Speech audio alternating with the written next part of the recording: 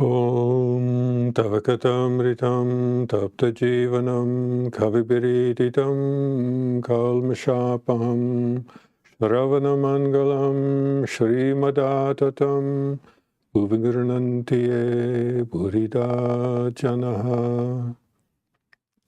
The nectar of your words, the praise of poet-seers, elixir to parched souls, delight to listening ears, cleanser of all sins is great and glorious. They who spread it far and wide on earth are most generous. Good evening, friends. Today we will continue with the Gospel of Sri Ramakrishna. We are at the bottom of page 156 for those who are following along. And we are starting a new day. It's Sunday, November 19th, 1882. It was the auspicious occasion of the Jagadatri Puja, the festival of the Divine Mother. Sri Ramakrishna was invited to Surendra's house in Calcutta, but first he went to the house of Manu Mohan in the neighborhood. The master was seated in Manu Mohan's parlor.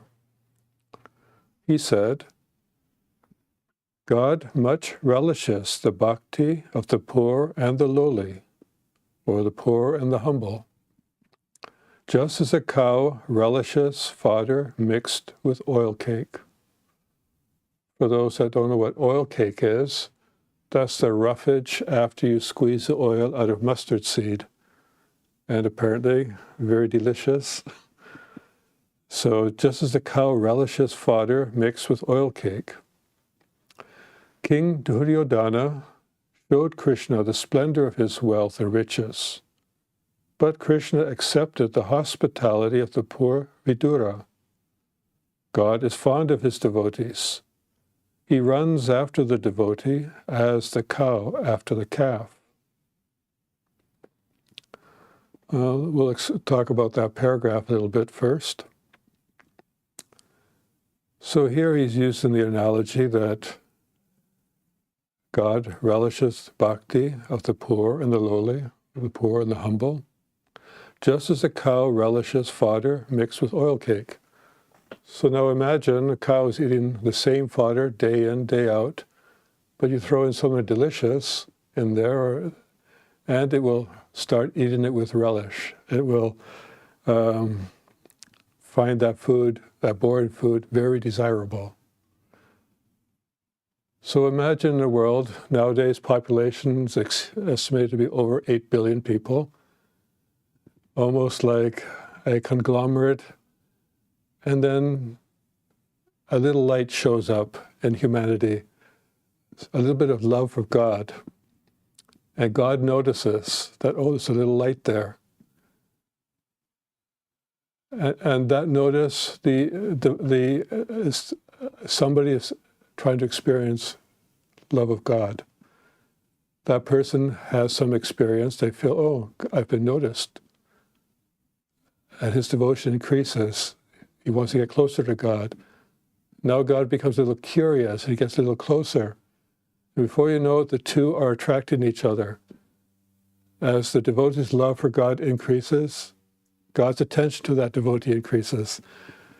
Before that, God would see all of humanity. Everyone is going after the same old thing: food, clothing, procreation, name, fame, power, position. Everybody's going after the same old thing. But now somebody, oh, love of God. So now God notices something's different. So now God pays attention to that. So now God is drawn to that. God relishes now, oh, there's that person trying to experience love in its highest forms. So both are now in tune with each other and they're attracting each other. So God is chasing the devotee and the devotee is chasing God. Just as in the example, the cow runs after the calf out of attraction and love for the calf. Or Just as the cow relishes the fodder mixed with oil cake, that oil cake is like the bhakti we develop. God comes to us because of that. God is attracted to that, to our bhakti.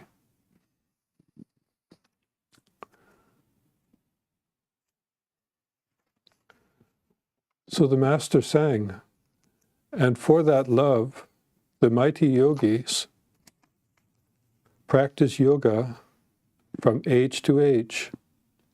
When love awakens, the Lord, like a magnet, draws to him the soul.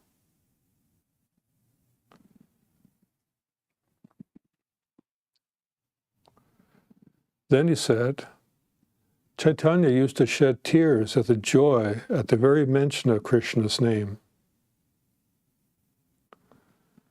What we have here is Chaitanya is considered a divine incarnation, and we are what's happening here is a divine incarnation is worshiping another divine incarnation, setting an example for humanity that one can only really develop love of God through a divine incarnation, a human form that one can use as an object of worship, as a way of leapfrogging that into a love for God that has no form, has infinite attributes, and yet our finite minds cannot perceive of such a concept.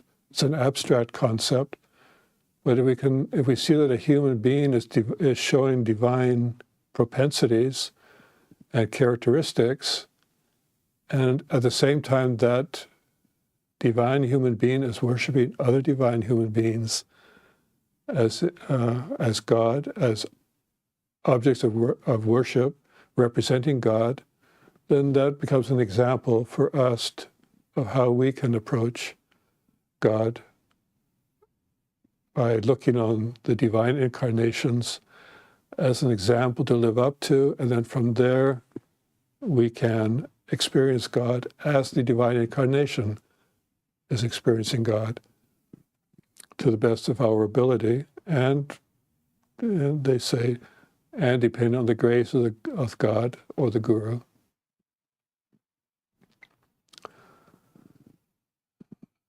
So then Swami Ramakrishna said, Chaitanya used to shed tears of joy at the very mention of Krishna's name. God alone is the real substance. All else is illusory. Man can realize God if he wants to, but he madly craves the enjoyment of woman and gold, of lust and greed. And the literal translation will be lust and greed. But kamanakancha is the word that's the Sanskrit word that's words are being used to describe that. That is a rural slang, means of just meaning lust and greed. So then he says, the snake has a precious stone in its head, and that's a folklore belief, but it is perfectly satisfied to eat a mere frog. So as a folk belief, they believe, oh, the snake has a precious stone in its head. Why would it be interested in eating a frog when it could be eating rich delicacies? But no, it might be the snake might think that, we might think the snake is with that precious stone must be like very wealthy or very rich, but yet it just will eat a frog. It doesn't care about delicacies. So we may be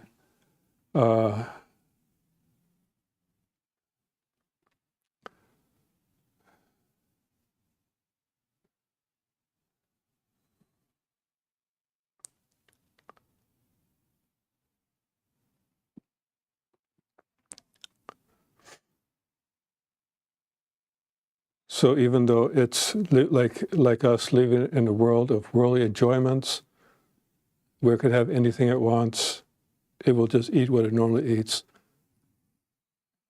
So it's not going to be fussy. So bhakti is the one essential thing. Who can ever know God through reasoning?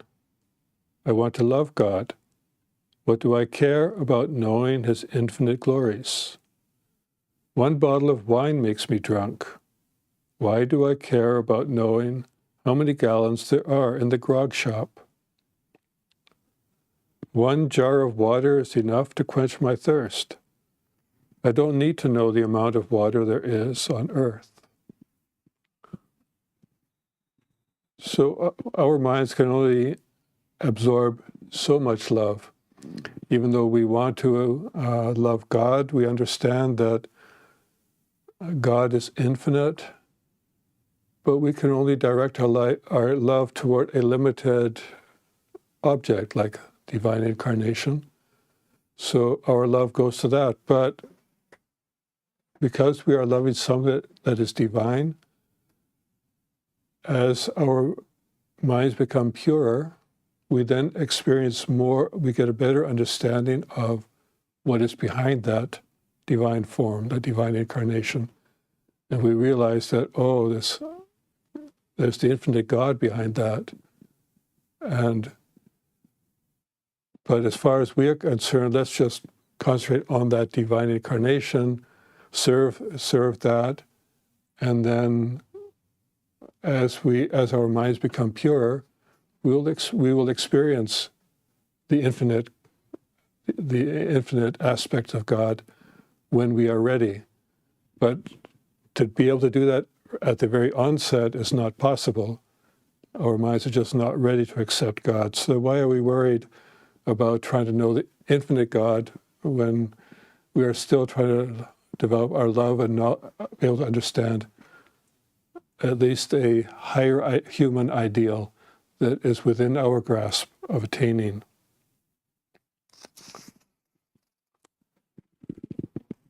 So Sri Ramakrishna arrived at Surendra's house.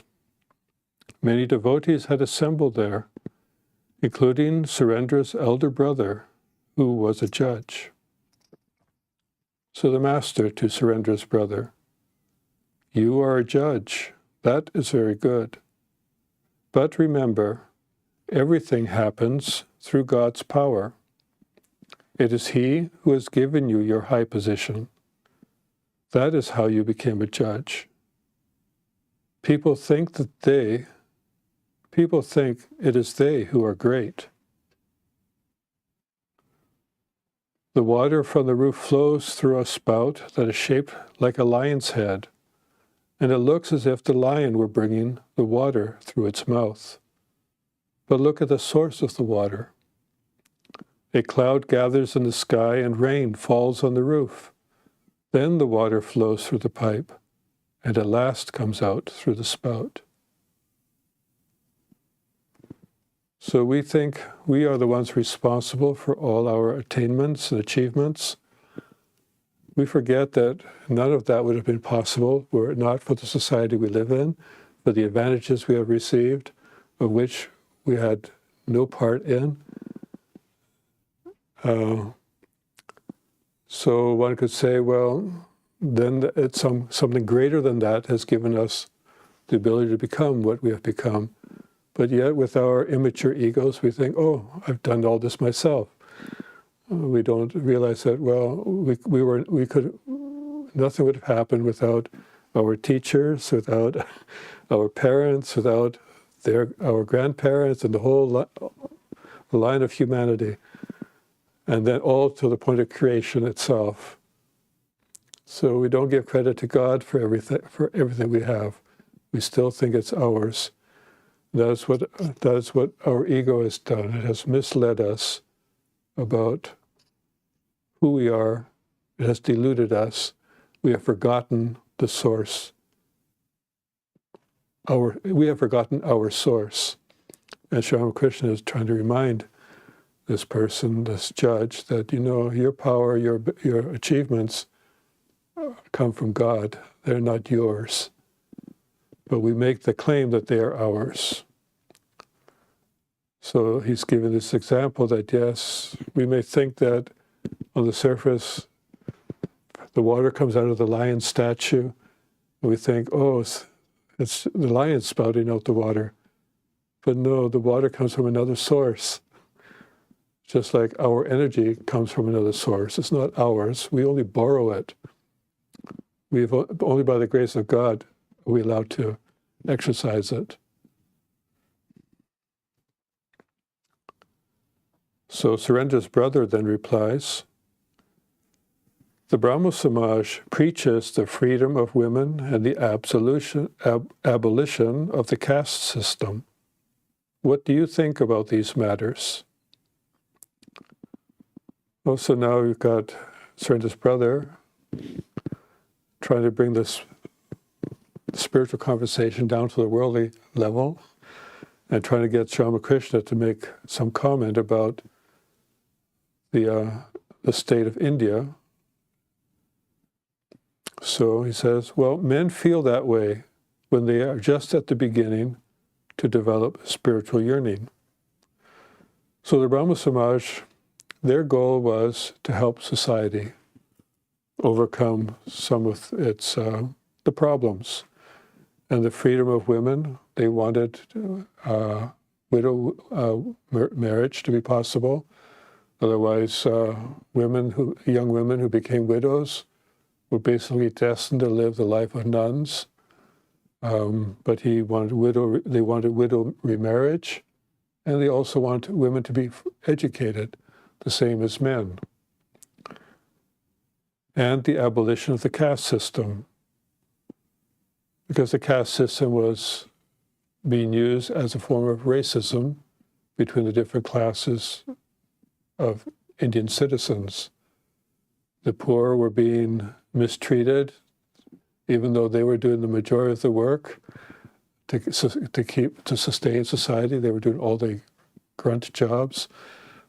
And so the rich and the wealthy would look down on them, mistreat them, use them as servants, not pay them. So the Brahmo Samaj was preaching against that and encouraging society to develop self-character, to develop a stronger moral character. So now they're asking the Master what he thinks about these things, and he says, well, men feel that way when they are just beginning to develop spiritual yearning.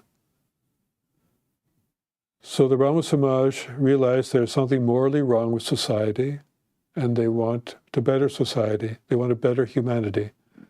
Well, that's a first step in realizing actually developing love.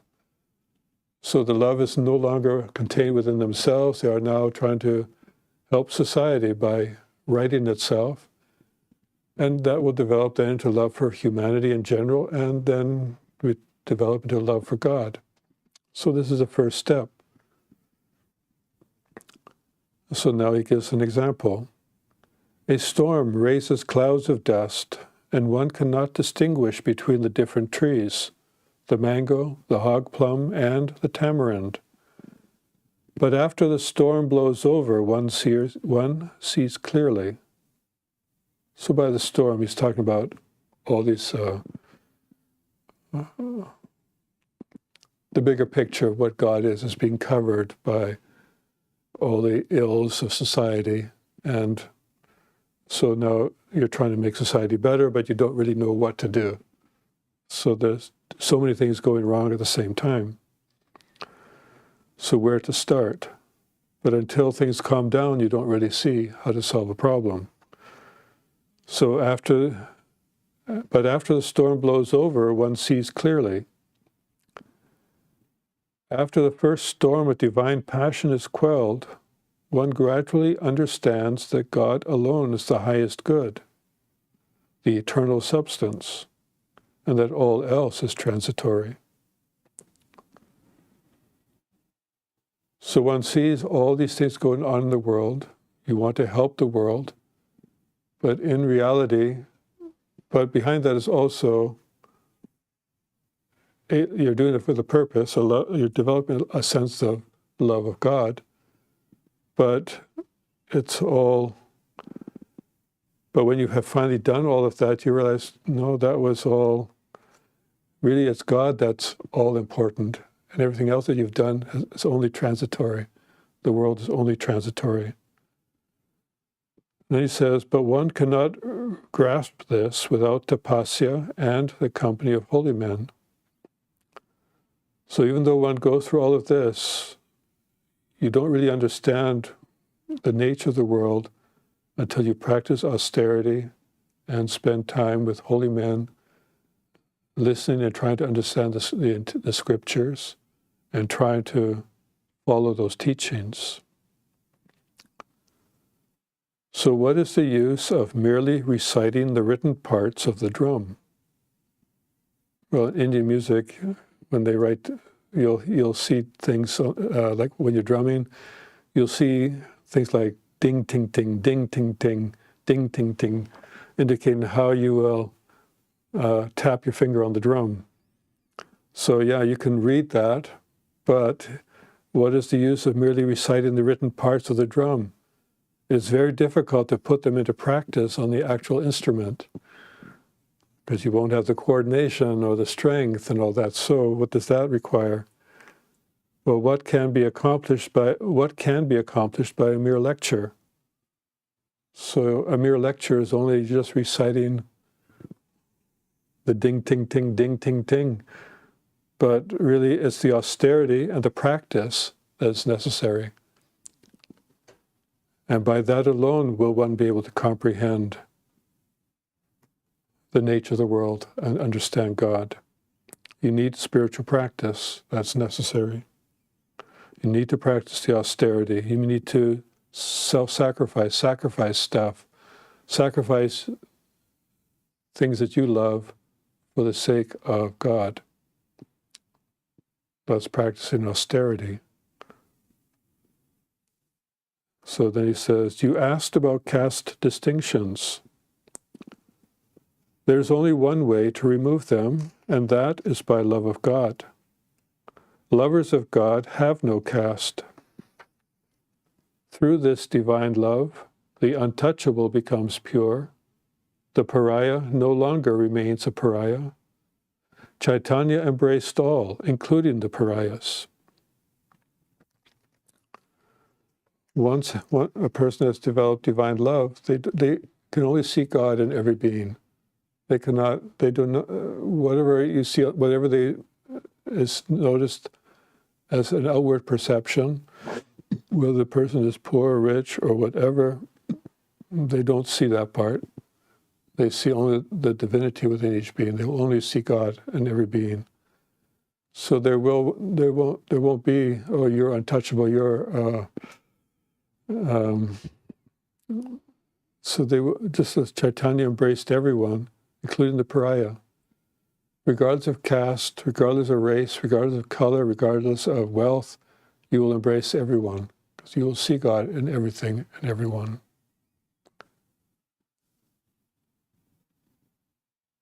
The members of the Brahmo Samaj sing the name of Hari. That is very good. Through earnest prayer, one receives the grace of God and realizes Him. God can be realized by means of all paths. The same God is invoked by different names. Sri Ramakrishna practiced many different religions. Even the different religious sects within Hinduism he practiced. He also practiced Christianity, Buddhism, Sikhism, Mohammedanism. But his mind was already pure through his spiritual practices that he could realize that any sincere follower of any of those paths will realize God. They may realize a different aspect of God based on the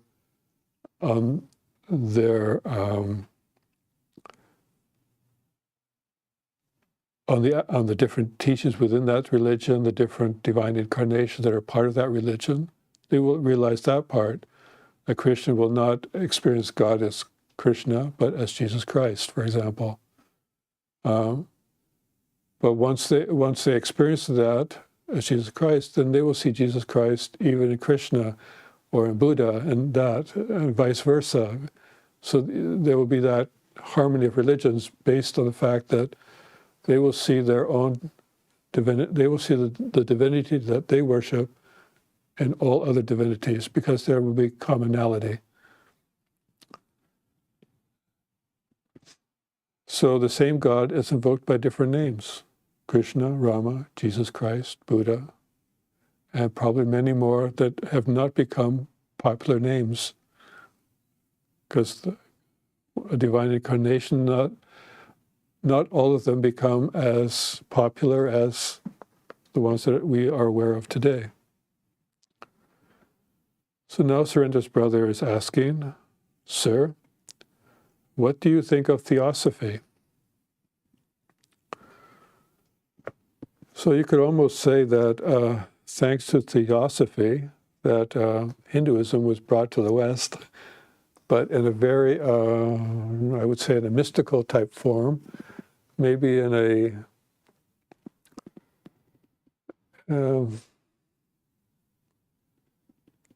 in those days, the West at that time was becoming more industrialized, and this idea of scientific thought, rationality, was becoming more relevant. Theosophy was now being preached in the West, coming out of India, making basically the spiritual teachings of India seem more mysterious and more palatable, trying to attract a following in the West.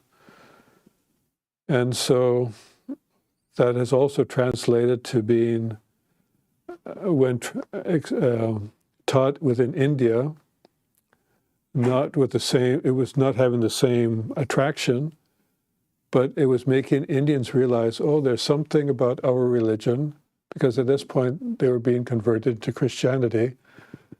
And so now, in a sense, theosophy was, in a sense, re-inspiring Indians have faith in their ancient teachings. But it was somewhat misguided in the sense that they emphasized superpowers, mystical experience, but without giving all the basis that, for example, that someone like Swami Nikhilananda would give, developing spiritual practice, and these are the practices, the yogas, and all these things. But theosophy was saying, yes, you can practice these things, but the goal is to do miracles and things like this. So Surendra's brother is asking Swami Krishna, "Sir, what do you think of theosophy?" And the master is replying, "I have heard that man can acquire superhuman powers through it and perform miracles. I saw a man who had brought a ghost under control. The ghost used to procure various things for its master." And then Swami Krishna is replying, then says, "Well, what shall I do with superhuman powers? Can one realize God through them? If God is not realized, then everything becomes false." We have to remember that Swami Krishna thought God was the highest thing to be attained. And he even encouraged his own disciples and would tell them that to avoid supernatural powers and those things, because they will only distract you from realizing God. Because they too are just part of this world. And if you really want to realize God, experience God, you will have to ignore even those. But they become a great attraction, and for many people, a reason to do their spiritual practices, because they figure, well, if I learn to concentrate my mind, then I'll be able to I'll be able to control things. You can control your own nature, but you might think, well, then if I can control my own nature, then I should be able to control other things. So then they start using that kind of rationale that as a form of encouragement of why they should keep up the spiritual practices, when really that only ties you to even more into the world, rather than experiencing God, because really God is really the only miracle, the only thing to be realized, because God is the one that created this world. And just as when Sri Ramakrishna talked to the judge and said, even you become the judge was as a result of God's work. God made it possible, not you. So you have to remember to thank God, not think that you are the one that's all-powerful and can say yay or nay and put a person into jail and that kind of thing, or make that kind of decision.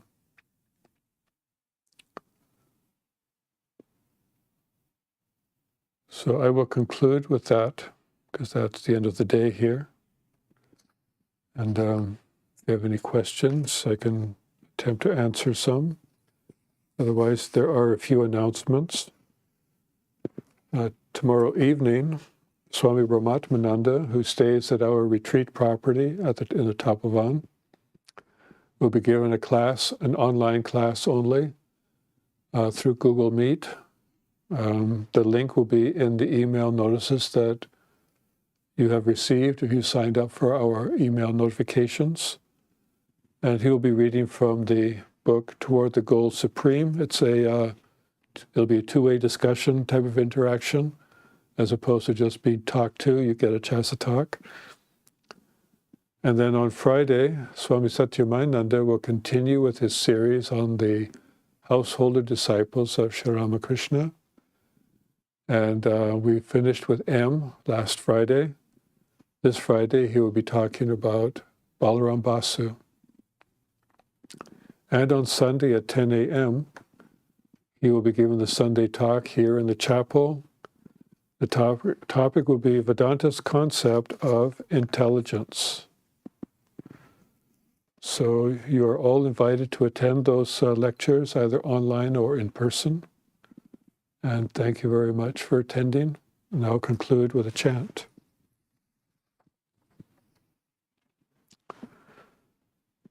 Om Niranjanam Nityam Anantarupam Bhaktanukampa Dritavigraham Vai Ishavataram Paramesamityam Tvam Ramakrishnam Shiranam